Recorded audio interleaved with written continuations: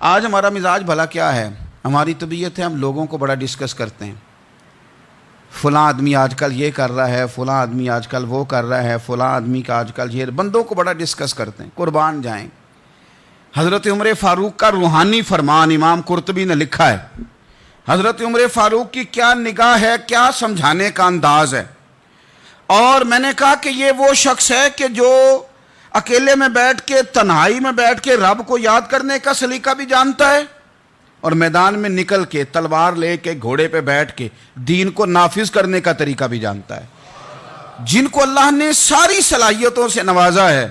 ایک جملہ کہا سیدنا عمر نے، آپ یقین کریں دھارے بدل جاتے ہیں سوچ کے، قبلہ نگاہ ہی انسان کا بدل جاتا ہے، اس کی سوچ ہی تبدیل ہو جاتی ہے. کیا کہنے لگے حضرت عمر؟ فرمانے لگے او کچھ خلوت نشینی کی بھی عادت ڈالو، کوئی تنہا بھی رہنا سیکھو. کیا جملہ ہے، کیا ارشاد ہے. فرمانے لگے لوگوں کا ذکر زیادہ نہ کیا کرو، لوگوں کا ذکر کرنا تو بیماری ہے. فرمانے لگے رب کا ذکر زیادہ کرو، اللہ کے ذکر میں شفا ہے. لوگوں کا ذکر ہی کرتے رہتے ہو، اسی کام ہی لگے رہتے ہو، یہ تو بیماری ہے. یہ تو تمہارے دل میں بیماری پیدا کر دے گی. ہر وقت سوچو گے اور یہ بیماری آ جاتی ہے، لوگوں کی طرف توجہ رہے تو یہاں حسد پیدا ہو جاتا ہے، یا بغض پیدا ہو جاتا ہے، یا عداوت پیدا ہو جاتی ہے. اور کبھی کبھی یوں بھی ہوتا ہے کہ کچھ لوگوں کو دیکھ کے انسان احساس کمتری کا شکار ہو جاتا ہے، کمزور پڑ جاتا ہے. تو بندوں کی طرف دیکھنے کی حاجت کیا ہے؟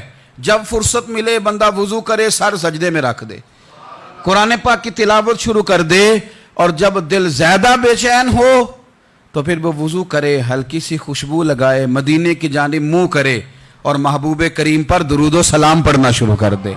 راتیں بھی مدینے کی، باتیں بھی مدینے کی، جینے میں یہ جینا ہے، کیا بات ہے جینے کی. حضرت عمر کہنے لگے لوگوں کا ذکر کم کرو، یہ تو بیماری ہے نری، اللہ کا ذکر کرو، اس میں شفا ہے.